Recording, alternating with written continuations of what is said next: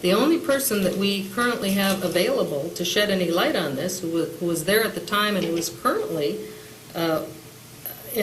in a place of authority or responsibility, is Councilmember Buchanan.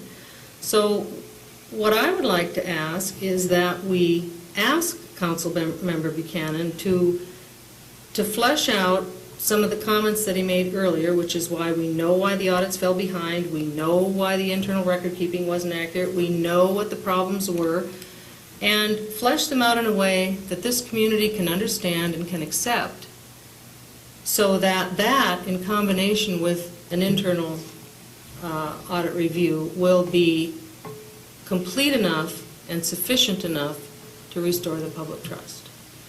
So I would ask Councilmember Buchanan that you be willing to do that and bring that back at a date that you think would be appropriate in terms of timing, so that we can put that trust back in place, so that the public really has some understanding and can put some faith in why those audits weren't done. You might have more recollection in terms of having been through it, as opposed to just going back and looking at documents. I mean, I'd sure like to have you take a stab at it to see if we can do something to close Well, up the gap. I can certainly try to help staff come up with with some of the explanations.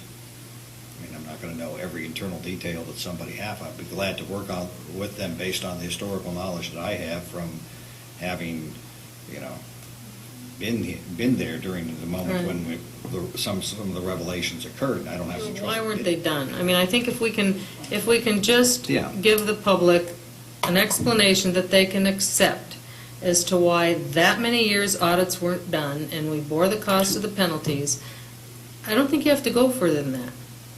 I mean, Well, I'll be glad to go back as far as I feel appropriate to explain the historical context of all this. Yeah. Okay.